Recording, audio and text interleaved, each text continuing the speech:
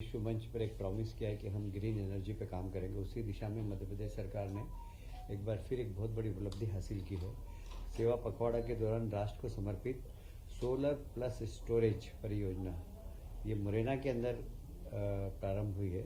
और मुझे कहते हुए बहुत प्रसन्नता है इस बात की कि साधारणतः सोलर पावर के रेट 3 रुपये के हिसाब से ही 3 से कम कभी भी नहीं आए, पर मुरैना में ये 2.75 रुपये प्रति यूनिट के हिसाब से 270 के हिसाब से आए हैं। और मैं समझता हूँ देश का सबसे सस्ता अभी हमको सोलर पावर यहाँ से मिलेगा। मैं इस परियोजना में भारत सरकार की, केंद्र सरकार ने भी प्रशंसा की है। आप सभी को मालूम है कि पीएम मित्र पार्क ये एक बहुत एक प्रधानमंत्री जी का एक बहुत अच्छे सपने वाला प्रोजेक्ट था। और ये कहते हुए मुझे प्रसन्नता है कि मध्य प्रदेश में पहला प्रोजेक्ट आया है ये। इसमें 2158 एकड़ ज़मीन पे विकसित होने वाला है। यहाँ पर विश्व स्तरीय इंफ्रास्ट्रक्चर बनेगा। यहाँ सभी जितने हमारे पास प्लाट थे वे सभी चले गए हैं। लगभग 23,148 करोड़ के निवेश यहाँ पर मिले हैं। अभी हमारे पास एक भी प्लाट खाली नहीं है। इसमें लगभग 3 लाख प्रत्यक्ष और 2 लाख अप्रत्यक्ष रोजगार लोगों को मिलेंगे। एक बहुत बड़ा रोजगार का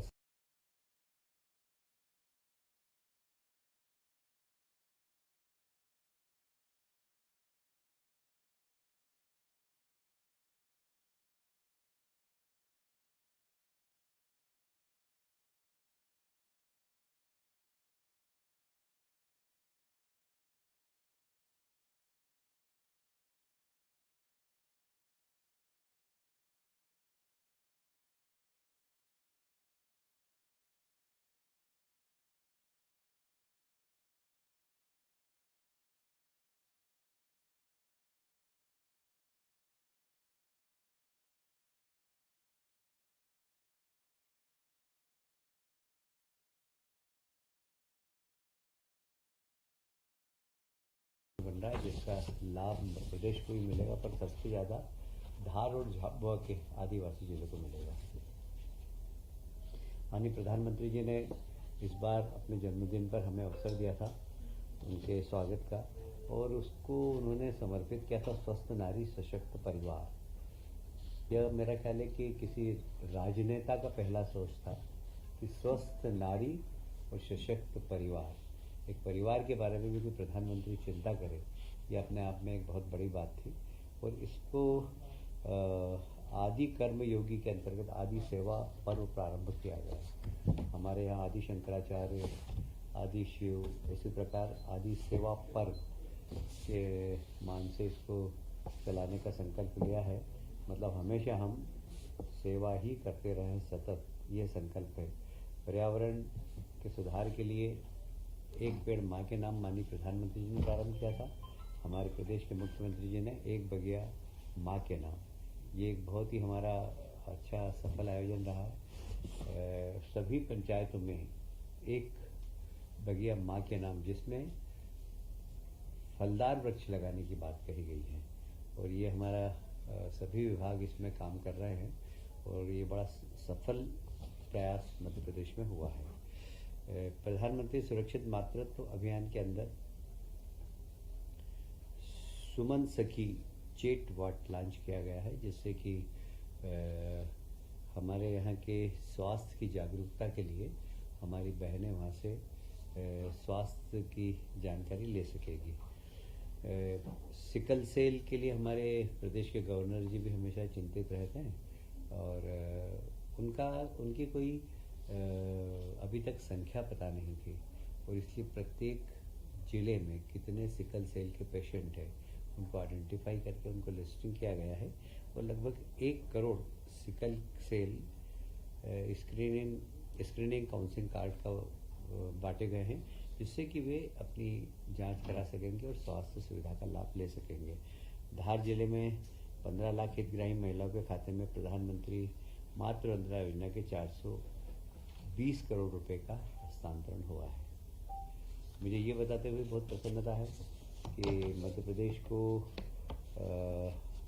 ई गवर्नेंस स्वर्ण पुरस्कार माननीय मुख्यमंत्री डॉक्टर मोहन यादव जी की अध्यक्षता में हमने पेपरलेस फेसलेस पंजीयन की जो की दिशा में जो काम किया है उसमें केंद्र सरकार ने हमें गोल्डन अवार्ड दिया है और यह गुड गवर्नेंस की दिशा में मध्य प्रदेश सरकार का एक बहुत सफल कार्यक्रम रहा है।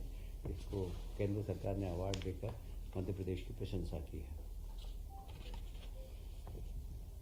मध्य प्रदेश को वैसे भी अनेक पुरस्कार मिले हैं, जैसे पर्यटन पंजीयन में जैसे 2.0 नई दिल्ली स्कॉच गोल्ड अवार्ड से सम्मानित किया गया है। मंडी बोर्ड के ई मंडी ऐप को स्कॉच गोल्ड तथा एमपी फार्म गेटअप को स्कॉच सिल्वर अवार्ड दिया गया है। आयुष विभाग को भी इसमें ई मॉनिटरिंग सिस्टम के विकास और नागरिक सेवाओं के सशक्तिकरण के लिए स्कॉच अवार्ड से सम्मानित किया गया है। मध्य प्रदेश टूरिज्म को राष्ट्रीय स्तर के 4 पुरस्कार प्राप्त हुए हैं, जिससे किडजानिया एक्सपीरियंस सेंटर को मेडेक्स गोल्ड अवार्ड प्राप्त हुआ है। वैसे ही मध्य प्रदेश पर्यटन बोर्ड की 2 प्रतिष्ठित award best state tourism board award एवं गोल्डन बेनियन अवार्ड से सम्मानित किया गया है।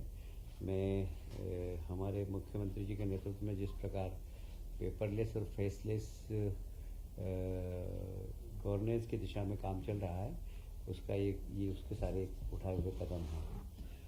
नेक्स्ट जनरेशन जीएसटी रिफॉर्म आप सब जानते हैं कि आज के समय में बड़ा बर्निंग इशू है। हमारे देश के प्रधानमंत्री जी ने सीधे आकर देश की जनता से बात भी की थी और जब इसका परिणाम हमें देखने को मिल रहा है तो ये बहुत ही चमत्कृत कर देने वाला है। और विशेषकर केंद्र सरकार ने शुरुआत की थी गरीब कल्याण से, और गरीब कल्याण में आपने देखा कि प्रधानमंत्री आवास दिए, 80 करोड़ लोगों के घर में अनाज पहुंचाए।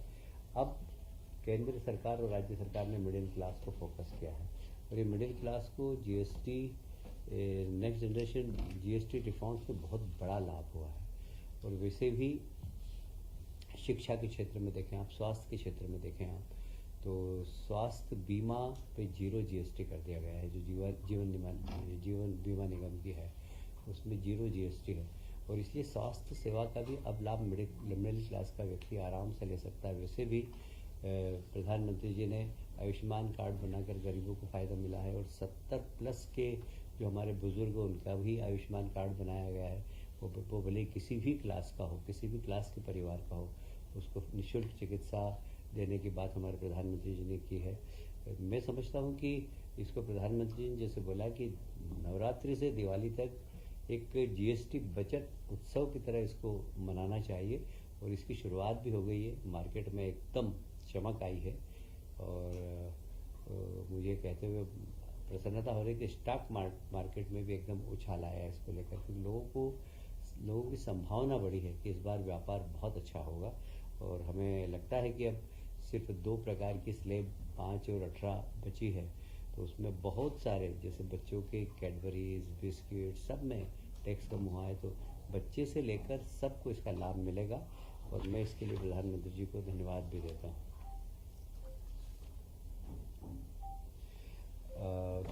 माननीय मुख्यमंत्री जी ने निर्देश दिए थे कि सभी अस्पताल में इस सेवा संकल्प के दौरान स्वच्छता अभियान प्रारंभ करें।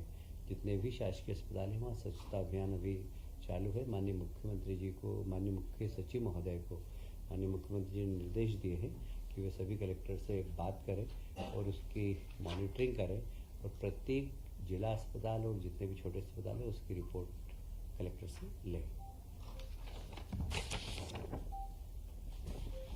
वैसे Madhya Pradesh power plus state है, पर भविष्य में जिस प्रकार डिमांड बढ़ती जा रही है, इंडस्ट्रियलाइजेशन हो रहा है, जनसंख्या बढ़ रही है, उस हिसाब से भविष्य में भी हमारे पास पावर सरप्लस हो, इसके लिए पावर जनरेटिंग कंपनी ने सारिणी का जो हमारा सतपुड़ा ताप विद्युत गृह है उसमें भी लगभग 660 मेगावाट के थर्मल पावर प्लांट लगाने का पहले 2012 में इसका सपना देखा था और इसको प्लानिंग भी किया था और उस समय उसकी लागत 4,356 करोड़ रुपए आई थी और उसमें फाइनेंस की व्यवस्था भी सब हो गई थी। राज्य सरकार ने 15% देने का प्रॉमिस भी किया था, किंतु डी कमीशन में बहुत समय लग गया और अब टेक्नोलॉजी भी बदल गई है।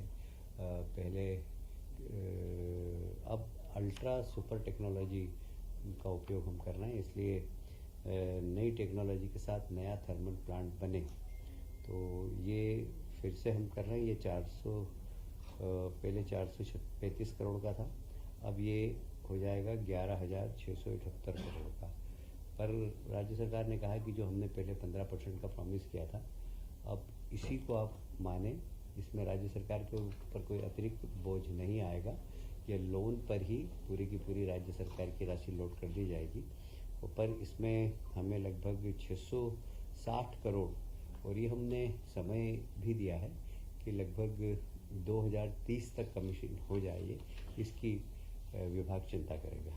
उसी प्रकार दूसरा एक और थर्मल पावर प्लांट है,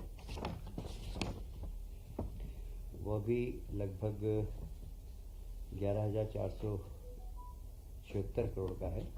यह नॉन ईसीपी सहित अनुमोदन किया गया है। यह भी पहले 4,665 करोड़ का था, अब उसमें भी सेम शर्तें थी, पर अब ये 466 करोड़ का था, अब ये 1,147 करोड़ का हो गया है, 11,476 करोड़ का हो गया है। तो ये भी सेम शर्तों पर है। इसमें भी पहले 15% शासन ने देने का कहा था, पर राशि वही रहेगी शासन का अनुदान।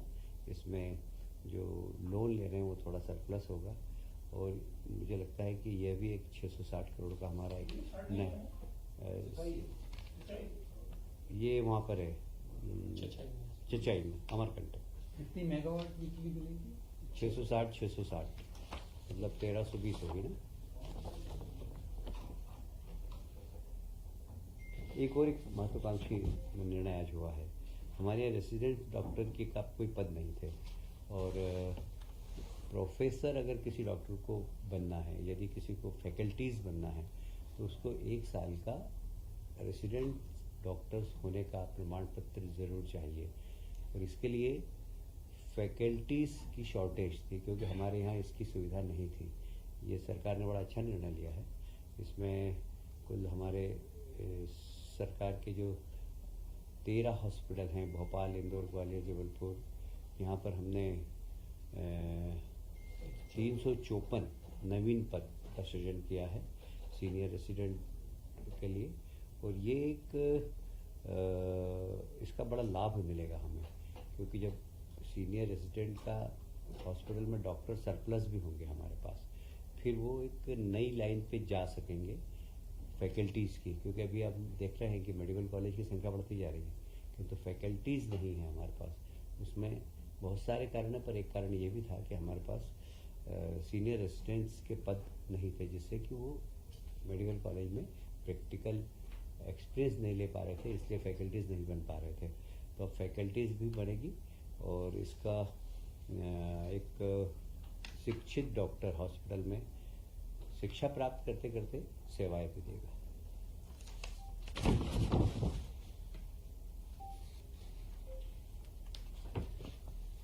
आप सभी जानते हैं कि एविएशन के क्षेत्र में हमारे मुख्यमंत्री जी ने काफ़ी अच्छा काम किया। पहले पीएम श्री स्वास्थ्य सेवा के माध्यम से हेलीकॉप्टर चलाए, विमान चलाए। अभी इंदौर में जो एक एक्सीडेंट हुआ था, उसमें एक बेटी थी, उसको हम अभी बॉम्बे भी ले गए। तो ये एक बड़ा सफल प्रयोग हमारे प्रदेश का रहा, और मेरा ख्याल है मध्य प्रदेश ये पहला प्रदेश है जहाँ इसकी शुरुआत की है हमने। अब टूरिज़्म को और अच्छा बनाने की दृष्टि से हमने 3 सेक्टर में हेलीकॉप्टर्स की चलाने की योजना प्रारंभ की है। पीपीपी मॉडल पर होगी, और ये 3 सेक्टर जैसे इंदौर, उज्जैन, ओंकारेश्वर, मांडू, महेश्वर, गांधी सागर, मंदसौर, नीमच, हनुमंतैया, खंडवा, खरगोन, बुरहानपुर, बड़वानी, अलीराजपुर, रतलाम, झाबुआ, नलखेड़ा, भोपाल, जबलपुर, ये पहला सेक्टर है। दूसरा सेक्टर है भोपाल, मड़ई, पचमढ़ी, तामियाबती, छिंदवाड़ा, सांची, इंदौर, दतिया, दमोह, ग्वालियर, शिवपुरी, कुनो, ओरछा, गुना, राजगढ़, सागर, होशंगाबाद, बैतूल, टीकमगढ़, जबलपुर। और तीसरा सेक्टर है जबलपुर, बांधवगढ़, कान्हा, चित्रकूट, सरसी, परसुली, मैहर, सतना, पन्ना, खजुराहो, कटनी, रीवा, सिंगरौली, अमरकंटक, सिवनी, सीधी, मंडला, पेच, डिंडोरी और भोपाल और इंदौर। ये अब आप कह सकते हैं कि इंदौर बार बार आ रहा है, तो इंदौर कमर्शियल राजधानी है इंदौर के मध्य प्रदेश की, तो वहाँ इंदौर तो केंद्र है ही।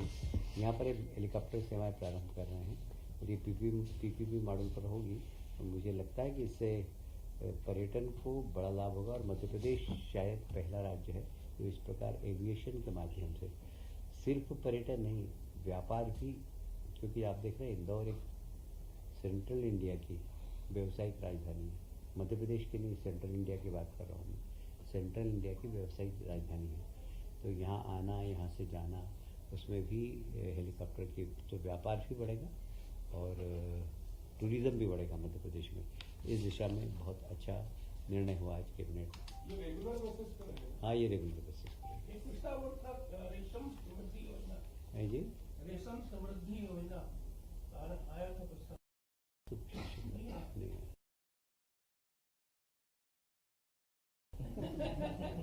आज के कैबिनेट के संबंध में कुछ और कुछ पूछना है आप तो पूछ सकते हैं।